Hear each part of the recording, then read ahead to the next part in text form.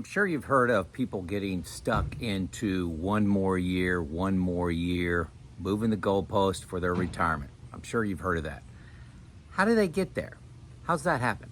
Well, my name is Joe.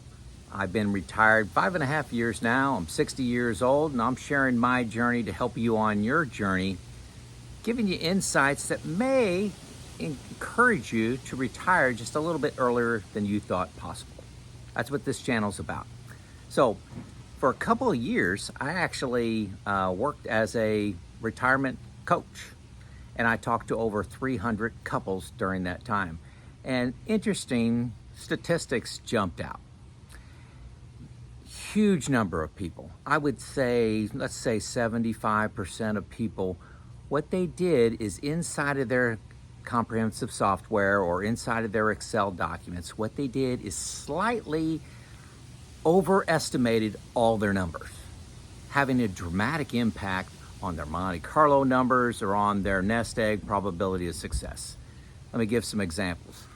They'll put in, instead of inflation being 3% or 3.5%, they'll put in 5.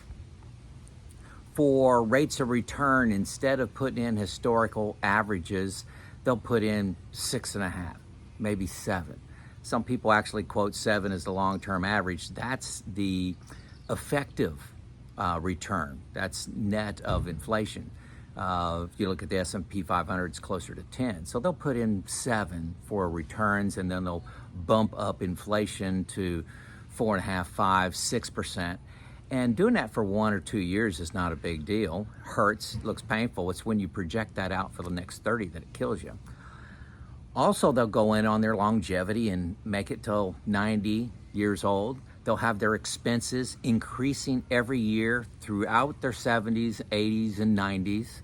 And you do all these things with rates of return, inflation, longevity, and spending rates, and all of a sudden, you need to work 1 more year. And then when you do your analysis again, you tweak those numbers up. All of this is done for good reasons. I don't want to run out of money. I don't want to run out of money.